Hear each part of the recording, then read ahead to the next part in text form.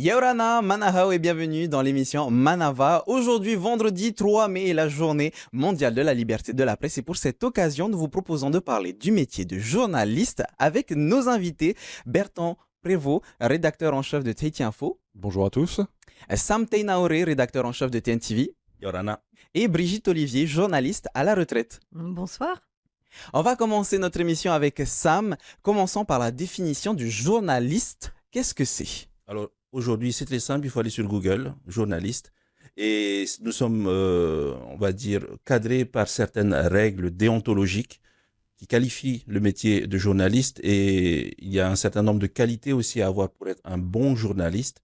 Aujourd'hui, c'est un métier qui, à mon sens, tend à être dévoyé avec de nouvelles formes de journalisme qui, aujourd'hui, on va en débattre un petit peu pendant cette émission. Super, c'est exactement ça. Est-ce qu'il y a autant de définitions de journaliste que de journalistes? Pas vraiment. Le métier de journaliste est cadré par deux conventions cadres, donc la convention de Munich et la convention de Genève. Ensuite, selon les pays, il y a des règles, des codes déontologiques pour le métier de journaliste, la presse écrite, la télé, la radio et aujourd'hui le web. Donc, il y a une évolution de ce métier-là aussi qui évolue en fonction de la société. Aujourd'hui, on parle du métier de journaliste, mais toi, tu es rédacteur en chef. Quelle est la différence? Quel est le rôle du rédacteur en chef? Le rédacteur en chef veille à ce que les journalistes respectent bien les règles du journalisme. Bertrand, tu es toi aussi rédacteur en chef, Tout à fait. mais dans une presse écrite. En quoi ce métier est différent de la télé ou de la radio? Il n'est pas différent, c'est juste le média qui change. Il n'y a pas de différence dans la pratique du métier en elle-même. On est là pour chercher l'information, chercher la vérité, la vérifier surtout, vérifier, revérifier, encore vérifier ce que l'on dit. Après, ce que Sam et Brigitte faisaient en télévision, enfin, ou font pour Sam, je le fais en presse écrite, ou sur le web, il n'y a pas une grosse différence dans le statut, dans le métier même de journaliste, c'est juste le média qui est différent. Alors pour terminer notre tour de table de présentation, Brigitte, quel a été ton parcours? Comment t'es venue à la vocation de journaliste? Bon, moi, j'ai toujours été fascinée depuis toute petite quand j'ai découvert la télé. Bon, je suis âgée maintenant, mais j'ai découvert la télé dans les années 60 et je regardais le journal télévisé quand j'étais toute petite et je me disais, tiens, j'ai envie de faire ça. Il y avait un monsieur avec une barbe, la pipe et tout. Il tapotait comme ça, il présentait les infos. Je me disais, j'avais envie de faire ça. À l'époque, les femmes ne le faisaient pas. Elles étaient speakerines.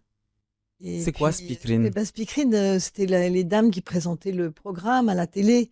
Les journalistes, c'était forcément des hommes à la télé. Et puis, j'ai eu envie de le faire. Et puis, c'est marrant parce que j'ai quand même été la première femme journaliste ici à la télé. En Polynésie Oui. française. C'est plus difficile quand on est une femme de se développer dans ce milieu? À l'époque, oui, c'était un peu plus difficile parce que c'était peuplé de grands machos bien connus du public. C'était un milieu, quand je suis arrivée à la télé, oui, dans les années 80, c'était un peu compliqué, oui. Aujourd'hui, non, c'est un peu plus facile? Non, maintenant, il y a beaucoup de femmes. Il y a même plus de femmes que d'hommes dans ce métier. Et elles sont très bonnes d'ailleurs, hein. Elles ont souvent des qualités que les hommes n'ont pas. Mais bon, c'est comme dans la vie, les deux se complètent, hein.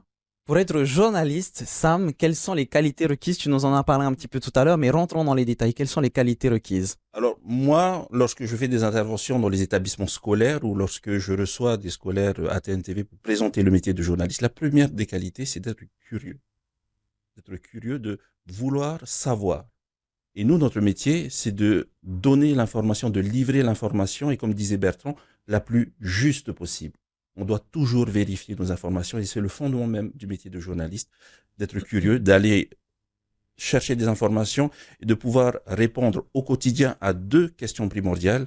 Qu'est-ce que les gens veulent savoir et qu'est-ce que les gens doivent savoir? Et à partir du moment où on a répondu à ces deux questions le lundi, le mardi jusqu'au dimanche, on a réalisé notre métier de journaliste. Dormir tranquille. La transition est parfaite avec Bertrand. Justement, Oui. comment est-ce qu'on va chercher ces informations? Par la curiosité, comme le disait Sam, c'est quelque chose qui peut interpeller. On est en voiture, on croise quelque chose qui nous interpelle. On peut être aussi interpellé par les gens. Aujourd'hui, les réseaux sociaux font que beaucoup d'alertes peuvent circuler sur Internet et il faut aller les regarder, les vérifier. On peut avoir les coups de téléphone. Vous savez, moi j'ai 3 lignes téléphoniques en comptant la ligne fixe. J'ai 4 ou 5 mails différents. On est tout le temps en train de checker nos mails, de checker nos messages, de regarder, d'écouter. On a aussi nos propres contacts avec qui on peut avoir des accointances qui nous disent telle info, tu devrais aller la vérifier, tu pourrais piquer ici, piquer là. Il y a beaucoup, beaucoup, beaucoup de médias différents qui viennent à nous, et c'est à nous d'en faire le tri et de chercher ce qui peut être le plus intéressant pour le lecteur, en l'occurrence pour Tahiti Info. Alors, on parle d'informations officielles parfois, mais il y a souvent aussi des indices. Est-ce qu'on a besoin d'avoir un réseau? Un réseau, on en a besoin. On a besoin de le constituer, on a besoin de l'entretenir. On a besoin de le prévenir aussi que la personne qui demain nous donne un petit scoop peut avoir des soucis si on sait que c'est elle qui est à l'origine de l'information. Cette même personne le lendemain peut être aussi le sujet d'un article qui ne lui fera pas plaisir. Donc ça, c'est un jeu subtil de relations humaines qu'on peut avoir avec des gens qui nous donnent des informations et qui le lendemain peuvent être la cible même d'une autre information. On parle de la vérification de l'information. Comment est-ce qu'on fait, Sam, pour vérifier ces informations? Avoir des sources différentes. Une source factuelle, donc un accident s'est produit. Une source officielle, la gendarmerie intervient, les secours interviennent pour porter assistance. Et il y a les auteurs, donc les personnes impliquées dans un accident. Il faut avoir au moins 3 sources pour que l'information soit la moins fausse possible ou la plus exacte possible. Je ne sais pas comment est-ce qu'on peut nuancer ça, mais c'est vraiment ce besoin aussi que le journaliste a de se rapprocher le plus possible de la vérité. Mais comme toute chose dans la vie, on ne peut pas avoir la vérité absolue à 100%. Il faut atteindre les 99,9% le plus souvent possible. Et donc, multiplier les sources d'informations pour vérifier si ce qu'on raconte est juste, si c'est conforme à la réalité. Brigitte, tout à l'heure, on parlait de la déontologie et la charte du journaliste. Est-ce que tu peux nous la décrire, s'il te plaît? La déontologie, c'est simple, c'est de ne pas trahir personne, de ne pas mentir, de ne pas trahir. Le public ou ses sources? Ses sources, le public, c'est de ne pas travestir la réalité, c'est d'essayer d'être, Sam le disait, le plus proche possible de la vérité. C'est pas toujours évident. Et la charte des journalistes, elle est bien claire à ce niveau-là. On ne peut pas travestir la parole des gens. C'est facile, hein, au montage à la télé, c'est très facile. C'est plus facile qu'en presse écrite, hein. Au montage, on fait une interview de 30 minutes, on en ressort 15 secondes pour un sujet, ce qui est à peu près la moyenne. Et puis après, on fait dire ce qu'on veut aux gens, hein, il suffit de couper, hein. Donc, ça amène à ça amène à des interlocuteurs après qui sont méfiants parce qu'ils ont déjà vu des propos qui ont été un peu déformés. Et ça, c'est très important de ne pas les déformer, de ne pas faire de raccourcis trop. Et en même temps, on est pris par le temps. Surtout, pas tellement moins en presse écrite, mais en presse parlée, c'est très compliqué parce qu'on est pris par le temps. Un sujet, c'est pas 5 minutes. Un sujet, c'est 1 minute 30, c'est 1 minute 15, c'est 2 minutes 30 quand c'est un sujet un peu mag. Il faut savoir faire de la synthèse et ça, c'est aussi le rôle du journaliste, c'est de savoir faire une synthèse, de restituer l'information sans la déformer, en la vulgarisant, mais sans la travestir. Et ça, c'est très compliqué. Ça, c'est un vrai métier. Bertrand, est-ce qu'en presse écrite, justement, vous avez plus de temps pour pouvoir développer un sujet? On a plus de temps, on a peut-être le temps du recul, de l'analyse. Je sais que nos confrères des télés, un reportage à 15 heures, ça va être le speed absolu pour que ce soit monté, diffusable dans le journal télévisé de 18h30 en tahitien, 19h en français. Nous, on n'a pas cette contrainte. On a la contrainte horaire de l'imprimerie qui va aller nous passer un coup de téléphone tous les quarts d'heure pour dire quand est-ce que vous envoyez vos articles. Mais on a un peu plus de recul, c'est une chance. On a un peu plus de volume, puisque Brigitte nous expliquait qu'un sujet pouvait parfois être réduit à peau de chagrin en fonction d'autres sujets d'actualité. Nous, à Tahiti Info, si je vois que ce sujet-là est important, ou même qu'il est photogénique, des fois ce n'est pas nécessairement un sujet d'une importance extraordinaire, mais il est juste photogénique, on peut pousser à la page, alors que j'avais dit une demi-page, ou peut-être qu'on peut faire 2 pages. Et puis, on a cette liberté-là, en tout cas, de jouer sur les volumes des sujets qu'on propose, oui. Alors, tu viens de parler de la télé et du speed qu'il peut y avoir pour les journalistes télé. Sam, est-ce que ça fait partie de votre quotidien? C'est notre quotidien. Un journal d'information est diffusé en direct tous les jours, toute l'année. Donc, il y a 365 jours dans l'année, 365 VA en tahitien, donc 365 journal en français. En plus des éditions spéciales qu'on peut faire, des émissions débat que nous pouvons aussi produire. Donc, c'est une masse de travail qu'il faut pouvoir compresser aussi par rapport aux effectifs. Actuellement, on a un peu plus de journalistes qu'il y a 10 ans. Et nous avons une masse de travail qui augmente proportionnellement parce qu'aujourd'hui, eh bien, à TNTV, comme c'est le cas aussi pour Polynésie Première, nous faisons du web, nous faisons des articles sur notre page internet qui est diffusée également sur les réseaux sociaux. Donc, nous devons évoluer aussi avec ce microcosme de l'information en Polynésie. D'ailleurs, les derniers sondages démontrent que de moins en moins de Polynésiens regardent la télévision. Ils sont beaucoup plus présents sur les réseaux sociaux pour consulter le journal d'information. Donc, c'est un média aussi avec lequel nous devons faire aujourd'hui. Nous sommes obligés d'évoluer avec la société. Alors Sam vient de le dire, hein, comment dire, le streaming et les réseaux sociaux prennent de plus en plus de place, une place importante, voire essentielle. Brigitte, pour toi, est-ce que c'est une bonne ou une mauvaise chose? Oh, ça dépend. Ça dépend, parce que ça peut être une bonne chose, parce que c'est vrai que c'est bien que l'information circule et tout, mais maintenant, l'information, elle peut être le fait de n'importe qui prend un téléphone portable, qui va filmer un truc, qui le diffuse comme ça sur Facebook, sur TikTok, sur je sais pas quoi, avec son commentaire et qui va complètement dévier et qui va complètement travestir l'information. Alors ça peut être bien parce que ça peut alerter quand les gens sont juste des alertes, c'est bien, mais quand les gens croient pouvoir informer alors qu'ils sont pas formés pour, bah ça véhicule des conneries, excuse-moi, mais c'est juste le seul terme qu'on peut utiliser.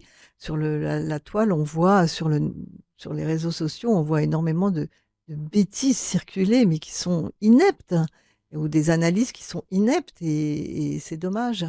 Alors justement, tu viens de le dire, hein, parfois il peut y avoir des mélanges d'informations, parfois des fakes. Bertrand, est-ce que c'est votre rôle en tant que journaliste d'aller débunker ce genre d'informations? Complètement, complètement. Après, le journaliste aujourd'hui n'est pas cantonné au rôle de vérificateur d'informations stupides sur Facebook. On n'a pas que ça à faire. À un moment donné, si les gens ne se prennent pas en main et qu'ils n'ont pas un minimum d'esprit critique, on va pas leur mâcher le travail non plus. Donc c'est aux gens de faire le travail alors. J'aimerais qu'ils soient un peu plus informés et un peu plus ouverts à la critique sur tout ce qui est vu en vrac sur Internet. Les réseaux sociaux sont une catastrophe pour cela. On a en Polynésie une multitude de forums sur Facebook notamment sur les accidents de voiture. Nous, on est journalistes, on peut pas être partout, on surveille ce site des fois qu'il y a un accident grave. Et je parle de bien grave. Le problème de ces sites, de ces forums, c'est que en permanence, il y a des alimentations de photos. Attention, accident à tel endroit, accident à tel endroit, accident à tel endroit. Ça devient très anxiogène et les gens sont aujourd'hui convaincus qu'on a beaucoup plus d'accidents de voiture que par le passé. C'est faux. On a surtout beaucoup plus de communication sur ces accidents. Avant, 2 voitures qui se tamponnaient et qui cassaient leur pare-choc, ça faisait pas une ligne dans un journal. Aujourd'hui, ça fait 150 vues, 200, 300, 5000 sur les réseaux sociaux. Et après, les gens vont en dire « Ah là là, il y a de plus en plus d'accidents ». Ce n'est pas vrai. Alors Sam, tu nous disais en début d'émission que tu partais parfois dans les écoles pour parler aux élèves, aux enfants, aux jeunes. Est-ce que c'est une manière de les sensibiliser et de faire de la prévention? Tout à fait, c'est le rôle que aujourd'hui, je ne sais pas si Bertrand, tu es sollicité aussi, mais voilà, aujourd'hui de plus en plus de médias sont sollicités pour faire des sessions d'information dans les établissements scolaires, la sensibilisation. Il y a les cours d'instruction civique, auparavant, aujourd'hui c'est éducation morale et civique, où il y a l'importance d'être critique, comme le disait Bertrand. Il faut aussi que les parents se responsabilisent sur comment est-ce que eux ils doivent éduquer leurs enfants sur la manière de s'informer. Il y a le journal d'information que les anciens, on va dire les plus de 40 ans, aujourd'hui, ils allument leur poste de télévision pour regarder le journal d'information. Aujourd'hui, les jeunes utilisent leur smartphone, leur tablette, leur ordinateur pour regarder le journal d'information et uniquement une partie du journal d'information. Ils voient un titre, ils voient une image, ils la coupent, ils la partagent et c'est une manière aussi de, comme disait Brigitte, de déformer l'information. Tu parlais de fake news tout à l'heure. Et comme le disait Bertrand, ça pullule sur les réseaux sociaux.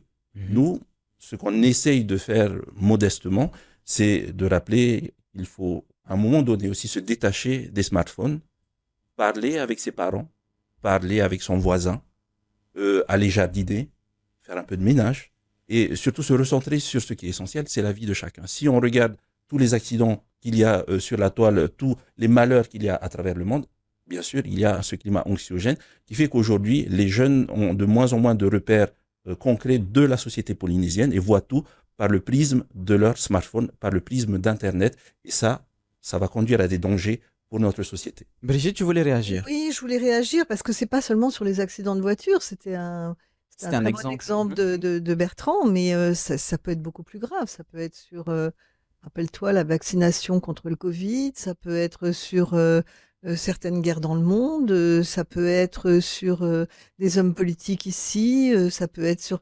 C'est terrible, je veux dire, ce que de pseudo-spécialistes font passer comme info, et après on a beaucoup de mal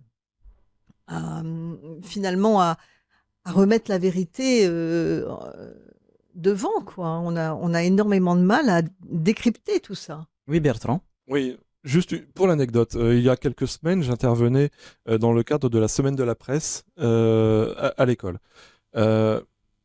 Pour piéger, pour voir un petit peu la réaction des collégiens, j'avais une classe de collégiens en face de moi, je commence à parler du président du pays et je leur dis, vous savez que le président du pays a une jambe en mousse. Je n'ai pas eu le temps de finir ma phrase que un des collégiens avait déjà pris son téléphone pour mettre sur Facebook. Bertrand Prévost vient de confirmer que le président du pays avait une jambe en mousse. Aucune vérification, parce que j'ai une petite aura, parce que j'ai une petite crédibilité. Aucune confirmation, aucune information, aucune vérification. Ce collégien était déjà en train de le mettre sur Facebook. Il a fallu que je l'arrête en disant « Attention, tu vois le piège ». Tout ce que tu regardes sur Internet, tout ce que tu peux entendre, il faut le vérifier et pas le prendre pour argent comptant. Donc l'éducation des enfants sur les réseaux sociaux, enfin en tout cas aux médias, c'est important. C'est très important. Je pense que ça devrait être étudié dans les écoles. Je pense que c'est déjà fait d'ailleurs. Hein. Il y a des cours pour cela. Il y a une cellule spéciale à la DG2E pour l'éducation sur les réseaux sociaux. Et c'est très bien. Et c'est justement, le boulot des parents. Aussi. Voilà, il faut qu'ils éduquent aussi leurs enfants. On ne peut pas les laisser voir n'importe quoi, n'importe comment. Moi, je suis atterrée de voir ce que des enfants de 11-12 ans peuvent regarder sur le net. Je suis atterrée. Tu parlais tout à l'heure des réseaux sociaux. Sur les réseaux sociaux, parfois on donne son opinion. Est-ce que le journalisme d'opinion, qui se développe de manière générale, est-ce encore du journalisme? Oui, ça a toujours existé. Ça s'appelait, c'était le métier, c'était une branche à part du journalisme, c'était le métier d'éditorialiste. Et tu as toujours ça dans certains journaux d'opinion, comme Le Point. Tu as Olivier Gisbert qui va faire, qui fait un éditorial. Au Nouvel Obs, ça va être quelqu'un d'autre. Ce sont des presses où tu peux avoir un éditorialiste. Il y en avait une à la Dépêche qui a été très célèbre pendant des années, Christine Bourne pour pas la nommer. Il y a des gens dont c'est le métier, c'est éditorialiste. Donc c'est une presse d'opinion, voilà, plus ou moins à gauche, plus ou moins à droite, ou indépendantiste, ou autonomiste, ou voilà. Mais ça c'est normal, c'est bien. Il y a des gens il y a des journalistes qui donnent leurs opinions dans un cadre de l'éditorial, voilà. Sam, est-ce que tu trouves que cette forme de journalisme arrive en Polynésie où il faut garder une indépendance journalistique? Alors, tu parles du journalisme d'opinion ou de ce que Brigitte... Journaliste d'opinion. Alors, ça a toujours existé, comme le disait Brigitte. Et il y a aussi, comment dire, à l'époque, un peu moins aujourd'hui, mais il y avait la presse d'opinion. Enfin, en Polynésie, il y avait, par exemple, Radio Tefana qui était pro-indépendantiste, il y avait Radio Maori qui était pro-autonomiste, il y avait Radio Bleu également. Donc, c'était des médias que tout le monde écoutait et que, voilà, ceux qui se retrouvaient dedans y adhérer, écouter les informations, mais c'était quand même des journalistes, c'était des personnes, certes, qui pointaient du doigt ce que tel ou tel parti faisait ou ne faisait pas, avec toujours le recul, l'analyse du journaliste et la vérification des informations. Par exemple, moi, j'ai grandi, enfin, lorsque j'étais petit, je lisais Tahiti Pacifique. Et lorsque je suis devenu journaliste, j'ai côtoyé Alex Duprel et je lui disais, j'ai grandi avec toi. Voilà, c'était quelqu'un qui sortait des informations. On ne sait pas comment il le faisait. Et lorsque je l'ai connu, j'ai su comment il le faisait. Et c'est comme ça que j'ai pu développer, comme le disait Bertrand, un réseau où il y a quand même, on va dire, une relation de confiance. Et comme l'a précisé aussi Brigitte, de ne jamais trahir ses sources. Donc jusqu'à aujourd'hui, c'est ce qui fait qu'aujourd'hui, je me suis épanoui dans le métier de journaliste avec ces personnes-là, même s'il y avait une opinion politique derrière, même si c'était parfois des syndicalistes qui cassaient du sucre sur le dos des politiques, mais c'était des personnes qui gardaient quand même un respect de la déontologie. Ils vérifiaient leurs informations. C'était pas des paroles en l'air. Et d'ailleurs, il y avait eu énormément de procès en diffamation où ces journalistes-là n'ont jamais été condamnés. Quelques-uns l'ont été, mais il y a eu quand même des vérifications derrière qui ont fait que ces personnes-là ont fait un métier de journaliste. Oui, Brigitte. Le journalisme d'opinion n'a pas sa place dans les journaux télévisés. Hein. Oui. Ça, c'est dans une certaine presse. Hein. Dans les journaux télévisés, théoriquement, en tout cas, les deux gros médias qu'il y a ici et qui présentent des journaux télévisés, DVA, TNTV et Polynésie la première, il n'y a pas de place pour l'opinion. Ça, c'est plus pour la presse écrite ou dans le cadre de certaines émissions. Mais théoriquement, nous, on doit s'astreindre, les journalistes de la presse parlée et radiophonique, on n'en a pas parlé non plus, à ne pas avoir d'opinion. Ça faisait partie de ma prochaine question, toujours pour toi, Sam. Comment est-ce qu'on assure un équilibre entre les différentes perspectives, les différentes opinions dans les reportages ou les articles? Alors, le mot d'ordre, c'est objectivité. Il faut que lorsque nous délivrons une information à la population, que ce soit eux qui fassent leur opinion sur un sujet. Donc, on doit toujours c'est pas toujours facile. Hein. Voilà, c'est un exercice très difficile et il faut toujours avoir un contradictoire dans toutes les informations. Bon, tant que possible. Parfois, c'est difficile lorsque on traite, par exemple, des politiciens qui sont poursuivis pour détournement de fonds, pour voilà, des atteintes à la morale. Difficile d'avoir une autre opinion. On leur tend le micro pour qu'ils s'expliquent sur pourquoi est-ce qu'ils sont poursuivis, mais voilà, on n'a pas à dire qu'ils sont innocents. Il y a quand même ce respect de la parole qui n'est pas toujours un contradictoire réel, mais on essaie d'être le plus objectif possible, d'avoir toutes les informations vérifiées. Je reviens un petit peu sur le métier de journaliste. Aujourd'hui, malgré la retraite, tu as toujours, Brigitte, ton badge de journaliste. Est-ce que finalement on reste de presse, oui. Est-ce que finalement on reste pas journaliste toute sa vie? Oui, on reste journaliste toute sa vie. C'est pour ça que j'ai ma carte de presse ad vitam aeternam. Maintenant, je suis membre honoraire et c'est bien qu'on ait une carte de journaliste parce que ça définit un peu les choses. Hein. N'est pas journaliste qui veut. Tu passes devant une commission, tu dois produire quand même, tu dois leur donner un extrait de casier judiciaire. Tu peux pas être journaliste si tu as des tâches sur ton casier judiciaire. Et puis, c'est compliqué d'avoir la carte de journaliste. Ça peut parfois être très long, ça peut parfois même prendre des mois et des mois. Donc, ça veut dire ce petit truc-là qui représente pas grand-chose ici et qu'on ne respecte pas beaucoup ici. Cette petite carte, c'est quand même très important de l'avoir. Hein. Ça encadre. Alors, on n'en a pas beaucoup parlé lors de cette émission, mais ça tombe bien, on va en parler. Bertrand, est-ce que tu peux nous parler du DU de journalisme qui est à l'UPF? Alors, c'est un diplôme universitaire où à chaque session, on a entre 13, 14, 15 étudiants de Polynésie qui s'inscrivent. De nombreux modules sont développés à cette occasion, que ce soit des modules radio, des modules télé, des modules presse écrite, des modules photo, de l'histoire de la presse. On a aussi des droits de la presse, parce que si les journalistes ont des devoirs, ils ont aussi des droits. Et si on a le devoir d'informer vrai, on a aussi le droit d'être défendu si on est attaqué pour avoir donné ces informations. Et ce module est essentiel en Polynésie, puisqu'on ne s'improvise pas journaliste. On peut avoir la fibre, on peut avoir l'intérêt, la curiosité, comme le disait Sam, mais on ne s'improvise pas journaliste. Il faut quand même une formation. Et ce diplôme universitaire est intéressant.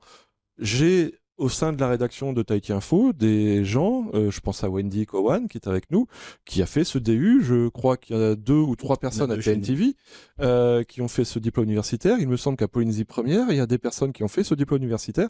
Alors, tout le monde sortira de ce diplôme avec des nouvelles compétences. Le marché de l'emploi en Polynésie dans la presse, c'est pas extensible à l'extrême, on pourra pas prendre tout le monde, mais ce sont des portes qui s'ouvrent et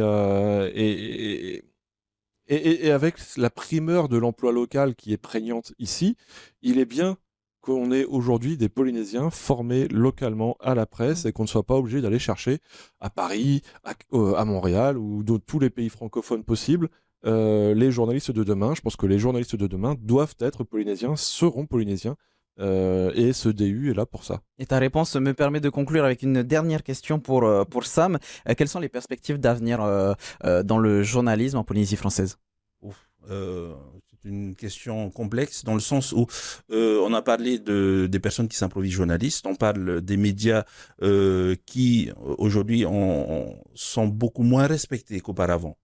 Et ça, c'est quelque chose d'important et à mon sens, on doit tirer la sonnette d'alarme aussi, nous, en tant que journalistes. Oui, vous êtes beaucoup attaqués. Voilà, et surtout de moins en moins respectés. Il y a eu de nombreuses agressions de journalistes. D'ailleurs, ce matin, j'étais encore au tribunal où une consoeur journaliste était victime de harcèlement. Et donc, aujourd'hui, oui, le métier de journaliste est menacé et oui, nous devons continuer, nous, à nous battre pour que notre métier soit respecté et surtout qu'on puisse continuer à le faire correctement. C'est-à-dire que notre métier, ce n'est pas de mentir, ce n'est pas de trahir, mais c'est de dire la vérité.